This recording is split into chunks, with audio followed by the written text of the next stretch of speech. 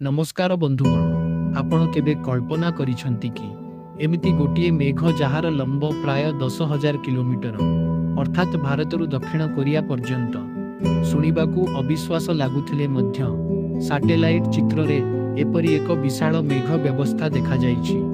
एहा केवल सुंदर दृश्य नुहे बरम पृथ्वीर परिवर्तित जलवायुर एक बड़ संकेत मध्य होइपारे।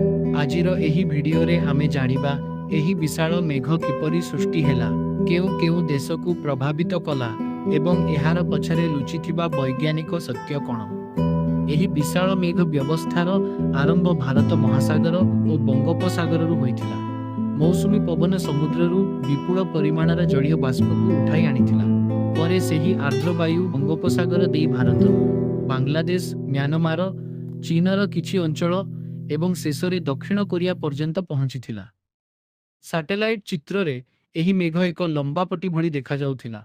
अनेक लोक एहाकू गोटिए मेघ बोली भाबिथिले, किंतु वास्तव रे एहा अनेक वर्षा मेघर एक विशाल श्रृंखल थिला। सूर्यंको तापरे समुद्रर पानी बाष्परे परिणत हुए। एही बाष्प उपरकू उठी ठंडा वायु सह मिसी मेघरे परिणत हुए। जेतेबेले मौसुमी पवन शक्तिशाली हुए, सेतेबेले एही मेघ हजार हजार किलोमीटर पर्यंत विस्तारित होई पारे। पृथ्वीर घूर्णन, वायुचापर परिवर्तन और जेट स्ट्रीम मध्य एही मेघ को दीर्घ दूरता पर्यंत नहीं जाए। ଏହି ମେଘ ବ୍ୟବସ୍ଥା ଭାରତର ପୂର୍ବାଞ୍ଚଳ, ବାଂଲାଦେଶ, म्यानमार, ଚୀନ ଓ ଦକ୍ଷିଣ କୋରିଆରେ ଭାରି ବର୍ଷା ଆଣିଥିଲା। କେତେକ ସ୍ଥାନରେ ବନ୍ୟା ପରିସ୍ଥିତି ସୃଷ୍ଟି ହୋଇଥିଲା, ନଦୀଗୁଡ଼ିକର ଜଳସ୍ତର ବଢ଼ିଥିଲା ଏବଂ ଜନଜୀବନ ପ୍ରଭାବିତ ହୋଇଥିଲା। ବୈଜ୍ଞାନିକମାନଙ୍କ ମତରେ ପୃଥିବୀର ତାପମାତ୍ରା ବଢ଼ିବା ସହିତ ସମୁଦ୍ରରୁ ଅଧିକ ପରିମାଣର ଜଳୀୟ ବାଷ୍ପ ବାୟୁମଣ୍ଡଳକୁ ଯାଉଛି, ଫଳରେ ବର୍ଷା ମେଘ ଅଧିକ ବଡ଼ ଓ ଶକ୍ତିଶାଳୀ ହେଉଛି। ଏହାର ପରିଣାମ ସ୍ୱରୂପ ହଠାତ୍ ଅତିବର୍ଷା, ବନ୍ୟା, ଭୂସ୍ଖଳନ ଏବଂ ଘୂର୍ଣ୍ଣିଝଡ଼ ଭଳି ପ୍ରାକୃତିକ ବିପର୍ଯ୍ୟୟ ବଢ଼ିପାରେ।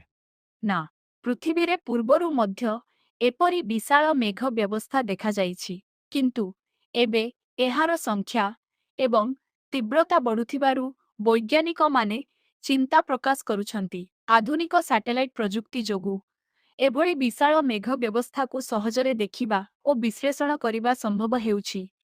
ଶେଷ ବାର୍ତ୍ତା, ପ୍ରକୃତି ଆମକୁ ବାରମ୍ବାର ସତର୍କ କରୁଛି, ଯଦି ଆମେ ପରିବେଶର ସୁରକ୍ଷା କରିବାରେ ବିଫଳ ହେବୁ, ତେବେ ଆଗାମୀ ଦିନରେ ଏପରି ଚରମ ପାଣିପାଗ ଘଟଣା ଆହୁରି ବଢ଼ିପାରେ। ଗଛ ଲଗାନ୍ତୁ, ପରିବେଶକୁ ସୁରକ୍ଷା କରନ୍ତୁ ଏବଂ ସରକାରଙ୍କ ପାଣିପାଗ ସତର୍କବାଣୀକୁ ସର୍ବଦା ଅନୁସରଣ କରନ୍ତୁ। ଯଦି ଆପଣଙ୍କୁ ଏହି ଭିଡିଓଟି ଭଲ ଲାଗିଥାଏ, ତେବେ ଲାଇକ୍ କରନ୍ତୁ, ସେୟାର କରନ୍ତୁ ଏବଂ ଆମ ଚ୍ୟାନେଲକୁ ସବସ୍କ୍ରାଇବ୍ କରନ୍ତୁ। ଆମେ ଏଭଳି ଆଶ୍ଚର୍ଯ୍ୟଜନକ ବୈଜ୍ଞାନିକ ଓ ପ୍ରକୃତି ସମ୍ବନ୍ଧୀୟ ଭିଡିଓ ନେଇ ଆସୁଥାଉ। ଧନ୍ୟବାଦ। ଜୟ ଜଗନ୍ନାଥ।